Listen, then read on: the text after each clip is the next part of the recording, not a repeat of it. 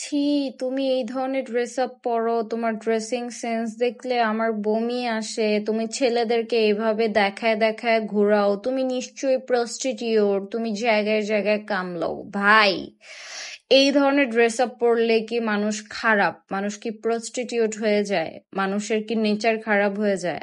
আমার সাথে যারা যারা মিশছে তারা সবাই বলতে বাধ্য যে তোমাকে দেখে আগে মনে করছিলাম যে তুমি অনেক অ্যাটিটিউড বা তুমি খারাপ, বাট ট্রাস্ট মি, তোমার সাথে মেশার পর আমি বুঝতে পারছি যে তুমি কোন ধরনের মেয়ে।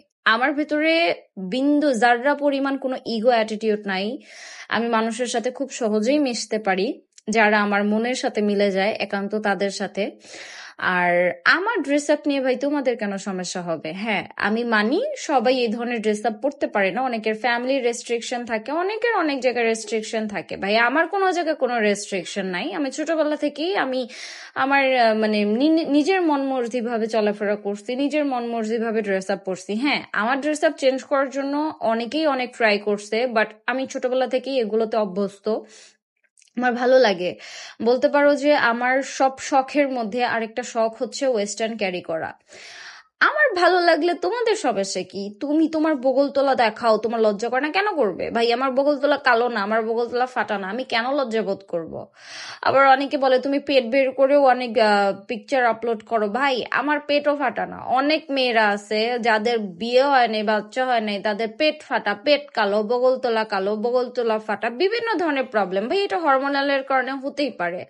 তো তোমরা পড়তে পারো না বিধায় যে আমিও পড়তে পারবো না, এটা তো কোনো জায়গায় লেখা নাই, তাই না? একান্ত এই কথাগুলো কারো বলে জানেন?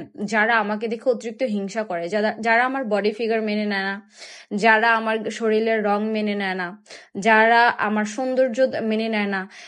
দেখবেন যারা আমার নামে বদনাম করে বা যারা আমাকে ব্যাড কমেন্টস করে, তারাই আবার আমাকে সার্চ দিয়ে দিয়ে দেখে আমার ড্রেসিং সেন্স, আমি কিভাবে ড্রেসিং সেন্স করলাম, আমারগুলাই আবার সেম ভাবে কপি করে। বাট আমার সব ড্রেসিং সেন্স তোমরা কপি করতে পারবা না বোন, কারণ আমি যেভাবে চলাফেরা করি ওইভাবে চলাফেরা করতে হলে তোমাকে আরো 7 জন্ম নিতে হবে, 7টা জন্ম নিতে হবে, যেটাকে বলা হয় পুনর্জন্ম।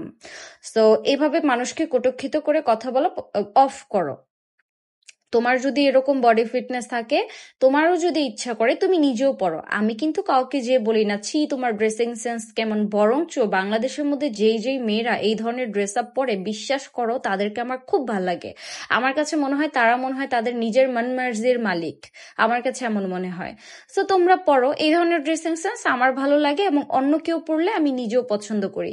কিছু কিছু মানুষ আছে দেখবা যারা বলে এই সব জায়গায় এই ধরনের ড্রেস পরে যাবা না, এগুলো ঠিক না।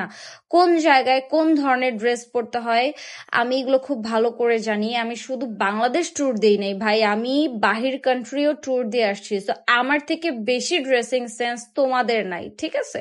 আর থাকতেই পারে, তো থাকলে তোমরা পড়ো। জাস্ট এই কথার জন্যই এই ভিডিওটা।